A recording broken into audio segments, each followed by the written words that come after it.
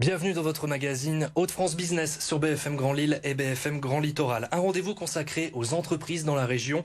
Et avec la crise des envies de changement, d'indépendance, beaucoup d'entreprises se sont créées, des micro-entreprises notamment. Si la création est simple, le parcours est parfois compliqué pour obtenir des financements, pour que les banques fassent confiance. Alors comment aider les entrepreneurs dans la région? Une association les accompagne notamment pour des microcrédits. Il s'agit de l'ADI. Alors notre invité aujourd'hui, Mathieu Hainaut, vous êtes le directeur des opérations à l'ADI. Bonjour. Bonjour. Alors on commence tout de suite avec quelques chiffres.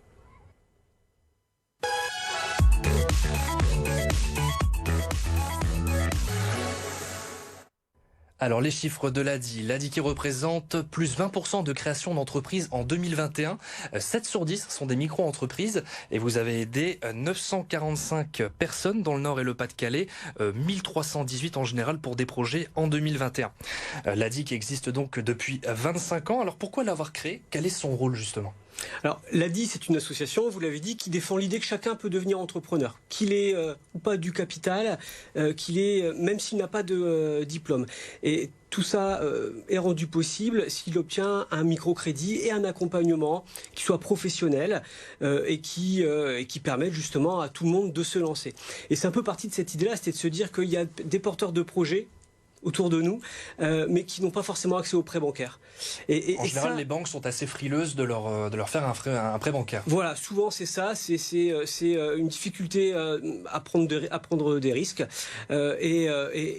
L'obtention d'un financement, on se rend compte que c'est bien souvent le frein le plus important quand on veut créer une entreprise et qu'on a un projet. En général, ce sont donc des emprunts donc qui avant ne dépassaient pas les 10 000 euros. Oui. Aujourd'hui, on est monté à 12 000 euros maximum donc pour ces microcrédits. Quelle est la raison de ce palier? C'est tout simplement c'est un cadre qui est réglementaire et aujourd'hui qui augmente parce qu'il y a aussi des besoins qui peuvent être plus importants. On le voit notamment qu'il y a des enjeux forts qui existent déjà aujourd'hui et qui seront demain avec la transition écologique, l'acquisition de véhicules qui sont plus coûteux. On le voit aussi, donc c'est important aussi qu'on puisse accompagner en tout cas les porteurs de projets sur des montants qui soient un peu plus conséquents, effectivement. Ces microcrédits, justement, ce sont principalement pour acheter du matériel. Ouais. Vous me le disiez avant de démarrer, ce sont les camionnettes, les véhicules qui sont principalement sollicités. Oui, souvent, c'est vrai que l'enjeu de la mobilité est fort pour nos entrepreneurs dans la région, pour l'artisan comme pour le commerçant. Et souvent, l'acquisition d'un véhicule, c'est le poste le plus important. Et dans près de 60% des cas, on va devoir financer effectivement tout ou partie de cet investissement. Vous accompagnez donc des créateurs d'entreprises, de personnes qui mènent des projets. Quels sont les profils? Quel est le profil type, en tout cas, des personnes qui souhaitent avoir un microcrédit et que vous aidez? Alors, le profil type, ce qui est sûr, c'est que ce sont tous des personnes qui sont très motivées, qui portent un projet vraiment au plus profond d'eux-mêmes, qui souvent correspond à une passion, en tout cas une réelle envie d'être indépendant. Le profil type, aujourd'hui, c'est à peu près 2/3 des personnes qui vont être bénéficiaires de minima sociaux. Par définition, ce sont des publics qui ne vont pas avoir accès aux prêts bancaires. Presque 1 sur 3 qui vient des quartiers prioritaires de la ville. Et dans 42% des cas, ce sont des femmes, donc ce qui est une statistique plus importante que la moyenne nationale. Comment vous faites la différence, justement? Qu'est-ce qui prime pour avoir ces microcrédits? Je pense que vous avez déjà un petit peu répondu. C'est vraiment la motivation qui compte? Là on va faire la différence, c'est qu'on va évidemment analyser le projet, ça c'est évident, mais aussi accorder une importance toute particulière à la personne qu'on a en face de nous, à la connaissance de son parcours, à sa capacité de rebond, à ses expériences, à sa formation et à sa motivation. Alors tout ça, ça paraît comme ça des mots, mais nous on l'évalue. On a 25 ans d'expérience sur le sujet, on l'évalue et ça marche en fait. On le voit, ça fonctionne. Quelles sont les démarches? Comment peut-on obtenir ces prêts? Alors, très simplement, on prend rendez-vous avec un conseiller de l'ADI. Le conseiller de l'ADI va instruire votre demande. Ça veut dire que sur un rendez-vous qui va durer à peu près une bonne heure, l'idée c'est de faire connaissance avec vous et puis de faire connaissance avec votre projet. Et puis ce qui fait aussi notre très grande force, je crois, c'est notre réactivité. C'est-à-dire qu'à partir du moment où on instruit votre demande, sous quelques jours on est en capacité de vous donner une réponse. Et quand elle est positive, on peut décaisser le prêt très rapidement. Le délai moyen, aujourd'hui, il est de 10 jours. Donc je pense que ça fait aussi notre singularité. Pour vous contacter, ça sera directement par téléphone, c'est également en ligne? Oui, tout à fait, par notre site internet notamment. Donc 25 personnes travaillent au sein de l'ADI. Ouais. Qui sont-elles? Ce sont des conseillers ou ce sont des bénévoles?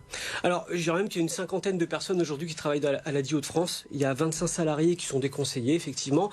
Et puis, on a la chance d'être aussi soutenu par presque 30 bénévoles qui ont un profil d'anciens chefs d'entreprise pour la plupart qui mettent à notre profit, au profit des porteurs de projets, surtout leur expérience et leurs connaissances, notamment dans le conseil et dans l'accompagnement des personnes qu'on va financer.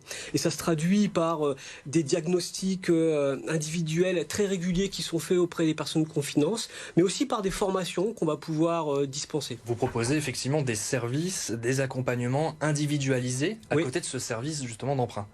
Voilà, l'idée en tout cas c'est de pouvoir donner toutes les chances à l'entrepreneur de réussir. Donc il y a des outils effectivement d'accompagnement collectif ou individuel, aussi beaucoup d'outils digitaux qu'on met en place depuis quelques temps, des webconférences, voilà. À côté de ça, du coup, on lisait des microcrédits 12 000 € maximum. Est-ce qu'il y a des cautions et quel est le taux d'intérêt? Alors oui, on demande à ce que quelqu'un se porte caution à hauteur de la moitié de la somme empruntée. Pour nous, c'est très important. Évidemment, il y a une notion de garantie, mais pas seulement. Ça nous permet aussi de valider le fait que la personne est entourée dans la mise en œuvre de son projet. Donc ça, c'est une chose. Concernant le taux d'intérêt, aujourd'hui, c'est un taux fixe qui est de 7,5%.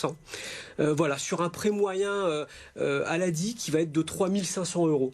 En moyenne, c'est 3 500 € qu'on prête, même si on peut monter jusqu'à 12 000 €. Et qui vous aide pour cette aide aux micro-entreprises? Alors, l'argent qu'on prête, il se trouve qu'en fait, ce sont les banques qui nous prêtent parce qu'elles vont nous faire confiance sur notre capacité. Les mêmes banques qui ont du mal à faire confiance aux personnes quand elles viennent les voir directement. Oui, mais c'est aussi une belle reconnaissance de notre compétence sur le sujet. Effectivement, ça fait 25 ans qu'on existe en région, 30 ans au niveau national, et cette expérience, cette compétence qu'on a développée, aujourd'hui, les banques nous font confiance depuis de nombreuses années pour pouvoir accompagner, soutenir ces porteurs de projets. Est-ce que vous avez des exemples de success stories, de projets que vous avez accompagnés, qui se sont lancés?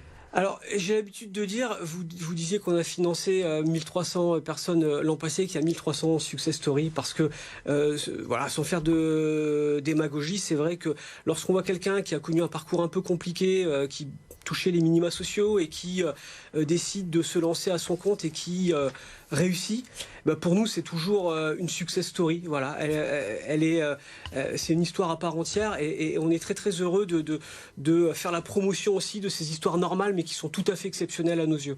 Alors après évidemment on a quelques porteurs de projets qui réussissent particulièrement et qui derrière vont être amenés même à embaucher, à avoir des salariés. Je pense à quelqu'un comme monsieur Estival à Roubaix qui fait du recyclage de palettes et qui a embauché 8 personnes. On est toujours très très heureux de voir ces parcours évidemment. Merci Mathieu Hanoud d'avoir répondu à nos questions. On a justement quelques images du site, le lien également www.adi.org pour les personnes qui seraient intéressées pour suivre ces projets. Tout de suite, on retrouve le reportage de Hauts-de-France Business.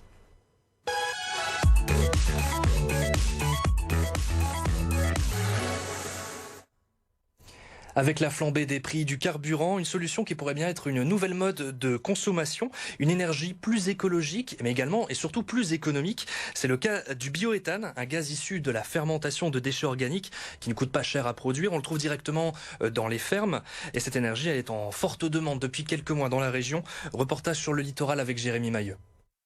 Dans ce méthaniseur situé à Kelm, on fabrique du biométhane avec des déchets compostables du territoire, récoltés en grande partie auprès des agriculteurs locaux. Le but est simple, il est de créer du gaz naturel issu de la région pour contribuer à l'autonomie énergétique. C'est une infrastructure dans laquelle on va venir mettre des déchets organiques frais qui vont se dégrader en absence d'oxygène pour produire du biogaz et du digestat.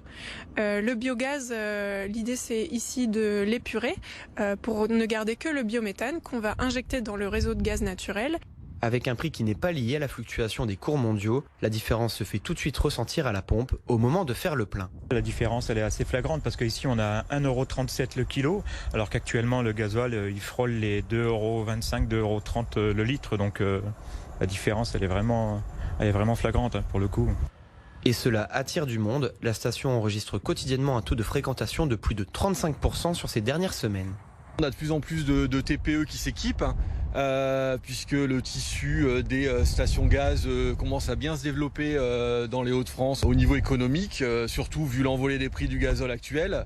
C'est très avantageux pour les utilisateurs, que ce soit des particuliers, puisqu'on a aussi des particuliers, des entreprises et des collectivités. Autre avantage économique de cette énergie locale, le biométhane coûte actuellement 3 fois moins cher que le gaz fossile. C'est la fin de cette édition. Merci encore à Mathieu Hainaut d'avoir été notre invité. Je le rappelle, donc directeur des opérations à l'ADI pour l'emprunt de microcrédit, 12 000 € pour des projets dans la région. Demain, dans votre magazine Emploi, avec le Jobfest à l'Homme, le salon de l'emploi et de la formation sur lequel vous pourrez retrouver le groupe BNP Paribas, on parlera de recrutement en banque.